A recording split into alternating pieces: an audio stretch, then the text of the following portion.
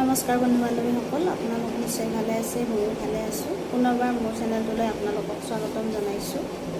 আজি আমি আলোচনা কৰিব বিচাৰিছোঁ আমাৰ মেনষ্ট্ৰুৱেল চাইকেলত হোৱা নাইবা অসুবিধা হ'লে যিবিলাক ব্লাড আমাৰ লষ্ট হয়, সেইবিলাকৰ কালাৰ অনুযায়ী আমাৰ কি অসুখ হ'ব পাৰে।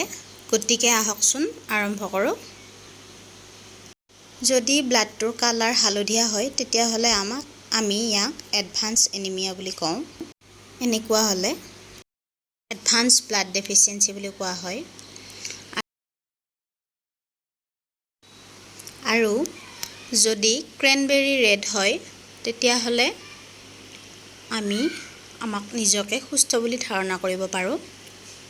যদিহে ব্লাডটো পিংক কালাৰ হয়, লাইট পিংক কালাৰ, তেতিয়াহ'লে আমি এনিমিয়া বুলি ধৰোঁ। সেইটো মই দেখাই দি আছোঁ।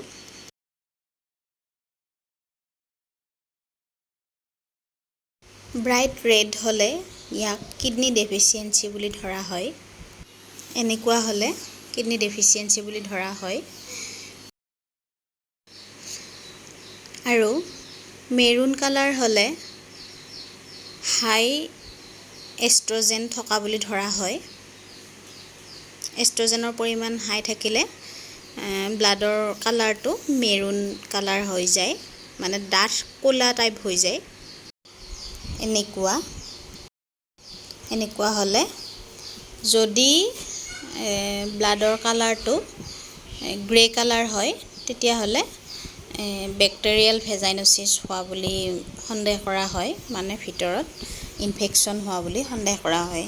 তেতিয়া ব্লাডৰ কালাৰটো গ্ৰে আহি যায় আৰু গোন্ধও পায়, বেয়া স্মেলিং আহে। তেতিয়া কিন্তু বেক্টেৰিয়েল ইনফেকশ্যন হোৱা বুলি আমি গম পাওঁ বা সন্দেহ কৰা হয়। কালাৰটো এনেকুৱা আহিব। যদিহে ব্লাডৰ কালাৰটো ব্ৰাউনিছ হৈ যায়, তেতিয়াহ'লে আমি ল' এষ্ট্ৰজেন থকা বুলি সন্দেহ কৰোঁ, মানে হৰম'ন।